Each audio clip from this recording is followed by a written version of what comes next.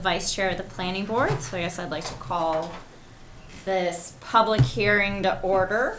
And we've been through, there have been a couple changes since the last time we met, mostly relating to appeals provisions, which Paul and I discussed. But I don't think the intent was to change anything substantive on that. But other than that, this is really just an opportunity for folks in the public to ask us questions, give us feedback. The next steps from here will be that once we finalize this, we've taken all comments and made any changes we're going to make. This will go to the town attorney for review. It will go to the Board of Selectmen, and then it will get put on the warrant for our annual town meeting. There will be no other changes. There will be no other changes. No. Okay. So this public hearing doesn't mean much. Well, it's just, yeah, it's Information. It's enough information to put out to the public so that they understand what the changes are, and if it's enough of an issue, then it's settled at town meeting. But as far as the timeline goes, the last public hearing we had 2 weeks ago or last month was the last chance for actually making changes. So now it's just to present it to the public so that they know what's coming, so that they know what they're voting on at town meeting. Okay. It has gone to Ag. It went out this morning to the Department of Agriculture for review. It will go to Jack from here and to the Select Board with Jack's recommendations. Okay, sounds good. So does anyone have questions? Comments?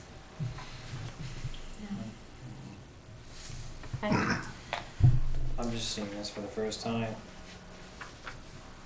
Maybe it would help to give a quick summary of what our intent was and what we've actually been able to accomplish. So we've struggled, as the planning board, we've struggled to implement this ordinance for a couple of years now. We find that folks who are coming before us are having a hard time understanding it. We're having a hard time applying it, and that happens a lot when ordinances are adopted and then changed over time. Bits and pieces are changed over time, and it's no longer a cohesive whole. It's bits and pieces that are cobbled together. So we worked with someone from AvCog for a little while, and that wasn't super productive. We tried doing it ourselves, and that was a disaster.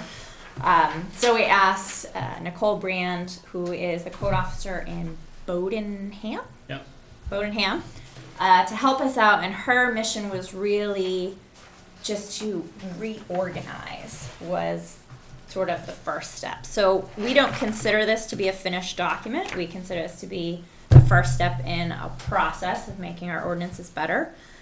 We did incorporate the backlot ordinance and subdivision. And I think that was it. I think that's it. Right. Our goal was not really to make any substantive changes other than anything that really jumped out at us as dysfunctional. The goal was really to reorganize it, streamline it, have it be a little more accessible and readily usable by the folks who are coming before us for permits, as well as us, as well as our code officer. So the summary of changes gives you sort of a basic overview of what we did or tried to do. So the groundwater protection ordinance we also incorporated. Yeah. You can see the added and revised definitions. We sort of changed those around and tried to make them more clear. Some of them were to bring them into conformance with state statute. So for junkyard, for example, some of them were definitions that we'd struggled with in the past. Campground, for example. And hit those and tried to clarify where the boundaries of some of these were. The non-conformance section before was, so basically non-conformance is when you have a property or a building or a use that for some reason is no longer allowed in a zone, but used to be allowed, but it's, what's called grandfathered. It's non-conforming is the legal word. And our non-conformance ordinance didn't make a whole lot of sense. We were allowing an expansion of use based on an area instead of an amount and things like that. So we reorganized that and we changed that. There were some substantive changes in that section. But we tried to hold pretty close to what we felt was the original intent of that ordinance, which was to allow non-conforming structures to be improved, but not outside their footprint. Non-conforming uses couldn't be expanded. And eventually, the idea is that non-conforming uses would go away over time. Except for the residential portion of non-conforming Right. uses. Right, that could be expanded. There's homes that along the river that have been there forever, they're now considered non-conforming, and there were significant restrictions on those houses to be able to do anything because of their non-conforming use. So we separated out we made a difference between the commercial application and the residential application of existing non-conforming uses in the shoreline zone and resource protection, what the town calls resource protection zone, to allow those residential applications to continue to thrive. And that's consistent with a state statute and guidance on shoreline. And federal statutes, right, so, And the residential portion would be broken down in the new revision in terms of. well, doing the old remodel work. ordinance did not allow for any expansion of a non-conforming use in what's known as the resource protection zone. And we felt that it applied both residentially and commercially to any non-conforming use. That the only thing that we had come up against that seemed to have any real significant rub on that was the folks who had existing structures in the resource protection zone that may want to do a small addition or whatever, that if they were to maintain the state and federal guidelines of expansion in those zones, that they should be allowed to continue to do that. So we sort of made the dividing line in that way with that one. Yep. So I don't know if you guys have the revised ordinance, but under, so it's on page 21 of the revised ordinance, non-residential expansions are prohibited. Done. Whereas residential expansions can occur up to 30% of the area according to a couple criteria that the Board of Appeals would consider and decide whether it's appropriate. And that would have to meet certain standards. As far as road frontage, Well, so, This was only as far as use. right, so residential use. Yeah. use and lot or building are a little bit different, which can be, and they overlap, so that's kind of hard to wrap your brain around. So for example, in our shoreland zone and what we have as our resource protection zone, residential uses aren't allowed, period. So you can't build a new house in our resource protection zone. But there are existing houses that perhaps they're conforming in all other ways. They meet the minimum lot size, they meet the setbacks, they meet everything else. But because it was a residential use in a district where it's no longer allowed, they couldn't do anything to their property. So that's changed under our new use statute standards. Yeah. If they were fully conforming as far as lot setback, minimum, maximum lot coverage, all of that, they can't go outside of those boundaries. Does that make sense? Yeah, my only question is, if you had a single family with road frontage, could you expand 30% and put an extra unit on that, so having that same road frontage on there? Without having that road frontage? So, Because you're saying no that you longer- can expand 30%, but can you make it into a 2-unit, single family into a 2-unit? that That would be a change of use. yeah, that would be a change of That wouldn't be allowed. use. Mother-in-law apartment, It's a change of use, it wouldn't be no changes of uses of that. no. But that's only in the So, resource but you can protection. put a 30% expansion for a breezeway or something like that? Or an would you- additional bedroom, Okay. or that sort of stuff. It's essentially to maintain the single-family character of what's already there and to Sure. allow it to continue to be used, but not. Control urban sprawl type deal. No, it's mainly these are environmentally resource-protected zones. It's not really Okay. a Right. circumstance for sprawl.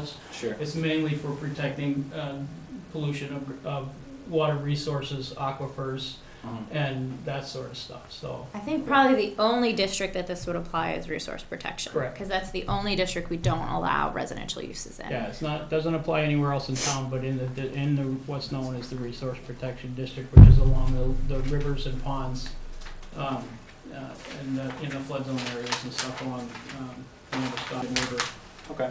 right around pond. It's not in the regular part of town. So that was probably the section we made the most substantive changes to. We also revised the administrative section just to make it clear who does what as far as enforcement and permitting. The Board of Appeals, we clarified and we also added to allow for a disability variance, which is required by state statute, which we didn't have. So, for example, handicap ramps and things like that that may not otherwise be permitted under our ordinance, the Board of Appeals can grant a variance based on disability. Subdivision, I don't remember what we did for subdivision. I think we just updated it to conform to state law, is that right? And we allowed for a technical review fee, that was added. Yeah. That's right.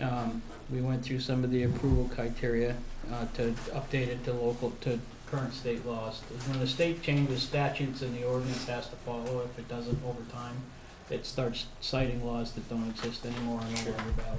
Yep. And actually, if you see the last bullet under revise the subdivision conditional use permit section, that last bullet actually has nothing to do with subdivision. That was another substantive change we made, is we found we were having folks who were working remotely via the internet. We had one gentleman come in who was like selling vegetables online, like trading vegetables basically. And he had to come to us for a conditional use permit. And that was ridiculous. It had no impact on his neighbors. It had no impact on the neighborhood. He's literally sitting in his home typing on his computer. Yeah. So we changed the statute that if home-based businesses meet certain criteria, they're just allowed. They don't have to come to us at all. We don't have to review them. And it really was designed to get at those folks who will have zero impact on their neighbors or the neighborhood or the property. There'll be no major changes. That was another substantive change that we made. Anything else will need to come to us for a full review based on our performance criteria, which includes traffic considerations and noise and light and use and all of that, appropriateness of the use. Without reading specifically into the subdivision changes, is it still 2 or more dwellings require the subdivision? It's 3. Great. It's 3. Over a The third- period. Yeah, the third division is the threshold. Okay. And that's consistent with state law. It's state law. One of our goals in the future, so we have a backlot ordinance, or had a backlot ordinance that we've since incorporated that's pretty clunky. And it's not a great way for folks to be using their land. Basically, you create a right-of-way that just goes back. One of our goals in the future is to make subdivision or a minor subdivision more friendly, so that folks are actually thinking about what's the best way to lay out, to divide up my property. Because people see subdivision and they think it's super burdensome, and it can be, especially for large ones. And we'd love to make that more accessible for people, because it's just a better way to plan our community and have our community grow than people trying to force them into these backlots. That has not been done in this. That is a goal of ours in the future. So we'd love folks who have thoughts on that to give them to us as we work through that problem. John actually put together a good draft for us to start building on that for next year. So if when this cycle starts again through next year, if any of you guys want to get involved, it'd be nice to have you here and you can look through some of this stuff and help us figure out how to craft it. Yeah, I'd be interested in that. Okay? Yeah, great. I know where to find you. Right? The last one is also a substantial change. Yeah. The And we last had started working with the road commissioner on the driveway entrance standard over a year ago, I think. It was before I came here. Yeah. It's been more than 2 years. So we finally got around to incorporating that into the ordinance, but that basically requires approval for new entrances onto town roads, to make sure that site distances are met and everything's safe and all of that. You're not gonna wash out town property with your driveway. Part of the issue that we've been having in town is a lot of the culverts and stuff that have been put in where driveways enter town roads haven't been put in properly. And the town winds up, because it's in the right of way, the town winds up bearing the responsibility for repairing and replacing them, which is a considerable burden on the taxpayer, and it shouldn't be the taxpayer's burden. So the idea with this is that with a driveway and entrance, we get the driveways where they need to be, we make sure that the culverts that initially are installed by the homeowner are put in correctly. They'll last a lot longer, and they won't negatively impact the roads or the road budgets in regards to replacement. Culverts are supposed to be in approximately twice their depth. So if you got a 15-inch culvert, it wants 15 inches of soil on top of it than the culvert, so it needs to carry the depth in order to maintain over time. It doesn't just lift up out of the ground through frosting and stuff. So the road commissioner will now have the opportunity to review all entrances to see that they meet the standard. Are paved aprons part of the new requirements? I'm not remembering exactly. Does it say that in there? I didn't see it, I was just, I think Just they may in be Europe. where the road is paved. I think that they may be in the, I'm gonna have to look for you on that. I'll let you know. and for existing entrances, can those be affected or reviewed by the road commissioner? Existing entrances don't come under review. Okay. I think unless you're rebuilding or changing it substantially. And I'm thinking back to the ordinance we wrote before. Okay, So I think it's only triggered if you're doing something major to it. But regular maintenance and upkeep, and if it exists, we're not touching it. and there is a provision in there for, people who have entrances onto town roads that may not be able to meet the site distance, that at the discretion of the road commissioner, there's a little bit of room to try to figure out how best to satisfy the intention. So it doesn't bind anybody into a corner they can't get out of.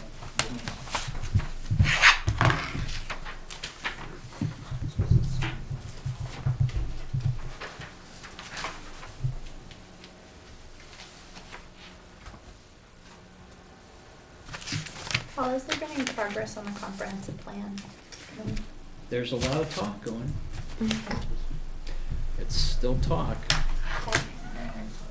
Ruth and I have been trying to put together a timeline flow chart as to how the process should move forward and when certain benchmarks need to be accomplished in order to keep it moving. I've been reviewing some of the GIS data for mapping. And a couple of the other websites in the state. The state will put together a pretty good resource package for us if we decide to pull the trigger on it, but they want an approved committee before they'll start putting any of their energy into it. Are we gonna get help to facilitate that, or just do it in-house? It's looking like I'm assuming what we would do initially is put together a committee, and then once the committee is established, determine what portions we need to go outside for professional help. Most of the mapping and that sort of stuff is gonna be done somewhere else. We don't have the capacity for that. We'll look at what we have for resources within the committee and within the town to satisfy some of the requirements, and then kind of decide what to do from that point. The comp plan, when it gets going, it usually takes between 1 and 2 years to put together a halfway decent comp plan. It Took a couple of years last time, and with heavy involvement by APCOG. Yeah.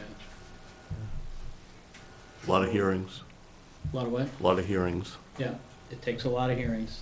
We need a lot of public input. That's one that's really important to be really public about. If there's resources needed, this is the time so they can get into the budget cycle. Part of our budget committee. To those of you on the budget committee, You on the budget committee? so, if you don't have any questions for Ann, maybe we could move forward with Ben kind of going over the stuff that we did with the historic district ordinance as well. Just to kind of hit the highlights on that one for folks in case they have an interest. Are you prepared for that? Yeah, I'm ready. So the historic district is kind of down in the southwest Bend area where the gazebo is, and there's a established district there. And any work that people have wanted to do has had to come in front of the historic commission, and it's just been, we found it extremely burdensome on the residents of the area. So we've been trying to figure out over the how long has it been? A year and a half now? Yeah, 2 years. 2 years, oh boy. And we've just been trying to figure out how to best streamline processes while retaining the historic nature of some of the buildings down there. So we've kind of started at the bottom level. Sounds like you guys have as well. We've just been doing some definition changes. We've omitted a couple of things, and we've given some power to the codes enforcement officer to draw lines before it comes to the commission. One thing, so the definition changes, we brought in contributing resources and a non-contributing resource, meaning a historically significant structure would be a contributing resource, and then there's a lot of buildings down there that are more modern, don't really apply. So we added that to the ordinance. We asked to omit any exterior painting projects to come in front of the commission, just because it's just people need to maintain their homes, and it's too much work. Telling them what color to paint it. Right. Seemed a little over Seems the a little top. problematic. Right. And basically, the biggest change that we made was Article 4 here. So in Article 4, we define 4 criteria that how would I say this? 4 criteria that would determine whether a building is contributor or non-contributing. And it would be up to the codes enforcement officer upon building application whether it was or was not. Therefore, he can just say, well, look, it's non-contributing, don't worry about it, I'll take care of it right here, or it's a contributing structure, and then it might have to go to the historic commission to approve the changes. I think that was pretty much it. There was a under Article 4 in the ordinance, new construction, the certificate of appropriateness would need to be applied to new construction, but we got rid of that, figuring that any new construction was not contributing to historical significance of the area. So It's a little more complicated than that. Essentially, if I may, yeah, I know. Please do. You can explain it better than I can. anything that went on in the historic district had to come before the historic district commission for a certificate of appropriateness. If you wanted to put up a fence, if you wanted to paint your house, no matter what you did, has to come before it. And it's a pretty much a blanket sort of federal-based ordinance for preservation that doesn't really fit Durham well. The Southwest Bend is an important historical part of Durham and should be preserved in some measure, but about 50% of the homes in the district are not historical homes. They're more modern homes. And in the 13 years that the commission has existed, they've had one application come before them that had any real historic significance. Everything else has been other people in the district that it just becomes cumbersome in the process of what they want to do with their houses. It's one more layer of stuff they have to go through that doesn't really seem to further the historic preservation of the district or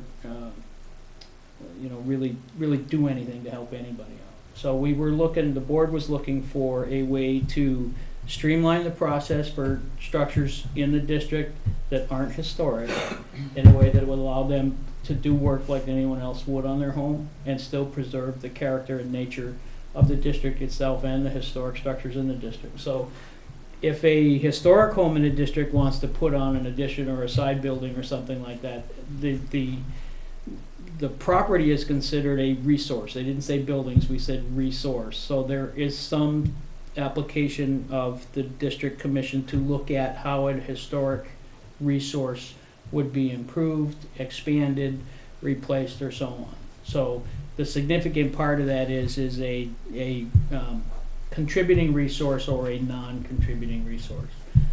So any place that's not visible from the road, you get down along the Ferry Road where there's a few of the homes that can't really have any real significant impact on the historical character of the Southwest Bend, is kind of a no-brainer. Some of the other ones that are a little bit different up near the road or maybe associated with other homes will be looked at a little differently, but it should free up most of the cumbersome parts of the ordinance on property owners in the district. have any national register listed? 4, For none of them in the district. No, we're in the district. Okay. That's another, we're way off from that, but we're gonna be looking at that. So going forward, the Historic District Commission's really Historic excited District about doesn't trying sound to so do historic. a town-wide historic inventory, assessing structures and stuff in town and find out where most of them are and really start to get into looking how best the commission can apply itself to historic attributes and resources and preservation in town-wide. So they're pretty excited. This'll relieve them of a lot of the sort of cumbersome part of what it is that they were gonna do, and they can really get going on stuff. Nailed it. Well, And this is gonna be on the warrant. Yep. it is, yep. It is. All right, if there's nothing else, I think we'll close the public hearing. Thank you guys for coming. We're excited, once the comp plan is done, we'll be excited to start digging into this a little more and really thinking about how our town grows looks like in the future. Thank you guys for coming. Thank you. Joining the gavel. Yeah. Yeah, thanks. Get out. Talk to you soon. Yep.